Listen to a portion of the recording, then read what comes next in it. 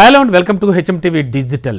Bro power star Pawan Kalyan నటించిన ఓ మంచి సినిమా, సూపర్ డూపర్ హిట్ అని చెప్పలేం. కానీ మూవీకి సంబంధించి ఆ తరువాత వచ్చినటువంటి బజ్ కానీ, మూవీ రిలీజ్కి ముందు బజ్ కానీ, ఆ తర్వాత వచ్చిన వివాదాలు కానీ ఇవన్నీ మనకు తెలియనివి కాదు.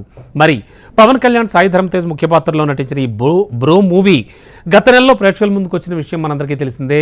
మూవీ కూడా అంచనాలను అందుకోవడంలో దాదాపు బాగానే క్లిక్ అయినట్టుగా కూడా వచ్చింది అంటూ రివ్యూలు కూడా వచ్చాయి. మరి వసూళ్ల పరంగా కూడా ఫ్యాన్స్ అలాగే ప్రొడ్యూసర్స్ ఆశించిన స్థాయిలో రాలేదు అనేది కొంత టాక్ అయితే నడుస్తోంది. మరి ఈ విషయాన్ని పూర్తిగా కాసేపు పక్కన పెడదాం.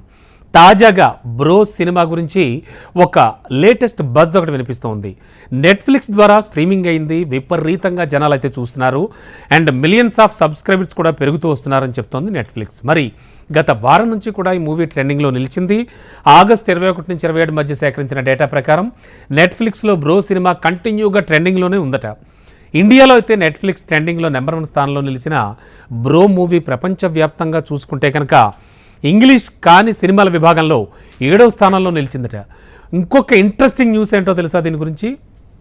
ఈ మూవీ పాకిస్తాన్లో అలాగే బంగ్లాదేశ్లోనే నెట్ఫ్లిక్స్ ద్వారా ప్రేక్షకులు తెగ ఎంజాయ్ చేస్తున్నట్టు చూస్తూ ఆయా దేశాల్లో అయితే బ్రో మూవీ 8వ స్థానంలో నిలిచిందట. వినోదాయసితం సినిమాకు రీమేక్గా వచ్చినటువంటి త్రివిక్రమ్ మార్క్ డైలాగ్స్తో పాటు ఆయన మార్క్ స్క్రీన్ ప్లే ఉండడంతో తెలుగు ప్రేక్షకులు ఓటీటీలో తెగ ఎంజాయ్ చేస్తున్నారు, ఆదరిస్తున్నారు. విదేశాల్లో కూడా ఈ మూవీని చూడడం చాలా ఆశ్చర్యంగా ఉందంటూ నెటిజన్స్ కొందరు కామెంట్స్ కూడా చేస్తున్నారు. మరి ఈ మూవీలో పవన్ కళ్యాణ్, సాయి ధరమ్ తేజ్తో పాటు కేతికా శర్మ, ఇంకా ప్రియా ప్రకాష్ వారియర్ అండ్ వెన్నెల కిషోర్ నటించిన ఈ సినిమాకి మంచి రెస్పాన్స్ దక్కింది. ఈ మూవీని పీపుల్స్ మీడియా ఫ్యాక్టరీలో రూపొందింది. ఈ సినిమాలో పవన్ కళ్యాణ్ ఒక డిఫరెంట్ గార్డ్గా కనిపించడం కూడా విశేషం. మొత్తానికి కేవలం తెలుగు ప్రేక్షకులు, మన ప్రేక్షకులు, అఫ్కోర్స్ వేరియస్ కంట్రీస్లోనే కాకుండా పాకిస్తాన్, బంగ్లాదేశ్ వంటి ఆ కంట్రీస్లో కూడా ఈ మూవీ చక్కగా ఆదరణకు నోచుకుంటోందట.